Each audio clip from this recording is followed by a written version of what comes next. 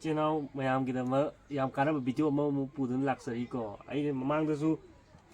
biobita gi video namjagre ko adu si maru oina ina mu handa namai je se kam kana ge habadu adu gi ne ko price hongba se je karino haiba matam da koina si mapan kendana ba oina sinar su yai ko dadi nau na tharak pada sinar su yai akoi tongan tongan har je makhan leiba asi kan epsom salt pu leiba zinc pu leiba iron pu leiba je hap taga su sida makhan su na yawe ba changjela ubre yengoni sida sulfur magnesium calcium sodium boron iron manganese copper zinc zinc kai tongana granules ka leigo adu makhan ji tongan tongan leiba je hap taga su akoi mana ji yellow car ga mapung phar digan da kien ki khot ki baje iron deficiency oi bene ko adai ka phoya je pal kan da chekhai ga mapung phar digan chekhai ro dum bodo kari hap ga kari wat ke matam da zinc wat pe ne ba adu adum bodo loi phan doi ne ko sei sina akoi gi maroi ne ji insang na pi hai lei isna ba ai ko si gi biobita je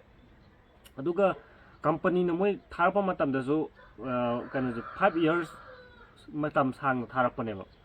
abadi yam kuina thamba ya bane ba price adum hong bane hunji 500 liter da 500 liter hai 500 ml da kano 388 lei bane go lupa chamni yau da bane aduga 1 liter da na 688 lei bane hunji pau da aji kano 700 yau da bane adu si sinar ga yeng biyo ba abadi har je makhan makhan kano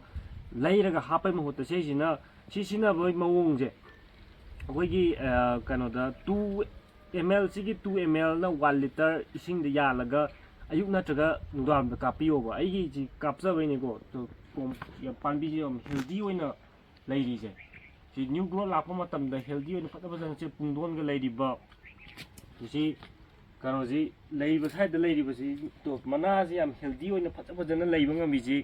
सी Biovita जी सिनाबैनेको 15 days कालगा हाइगुम्बदना कनो ओइना scenario असी कापिरो मंगागुम्बा कापिरो 15 days कालगा अब येनिंग खजिगी हुलप stage तगी growth active growth ओइबा मतम दने मासिना दोइसे हेम high फजना Pangra बतुंगददी अदुगान सिना दौ नतेबा अबि active ओइना growth Laiba मतम the Cina Deuba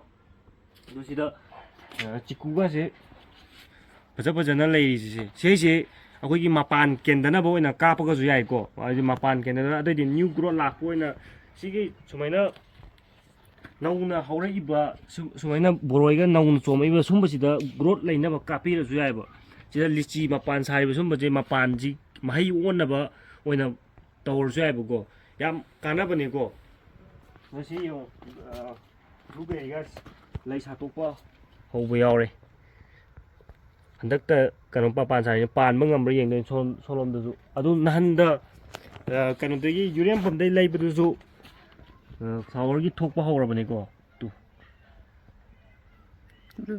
blueberry सिगी चुकजाक सि येंबियो तो 17 days खक्ता फारि अतुगी मति ग्रोथ लैबनेबो सिदासो सिनरिने को सि अदुम सिनबै मवोंग जे हुंजे हाइजाखरे 2 ml ना 1 liter दा यान बाय दो स्प्रे ओइना कापको जाय को नतबिदा ड्रेंचिंग ओइना हाइरगो मखोंग दा हाइरगो सो कइसो अकाइब लैतेबो चमाना अदुबु हेडना थुने एब्जॉर्ब तौबदि मखोंग दा हाइबदगी पांबी दा कापी बना थूने हेलेबा कापा मतमदा कनो जे मना आसी चोना दु कापीबा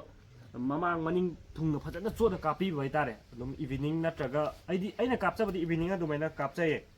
हाइजगिबा कनो जिंग जिंक अदि कॉपर मोगी तोंगान तोंगान ग्रेनुल्स लय हाइबदो तोंगान तोंगान लैरगा गमलादा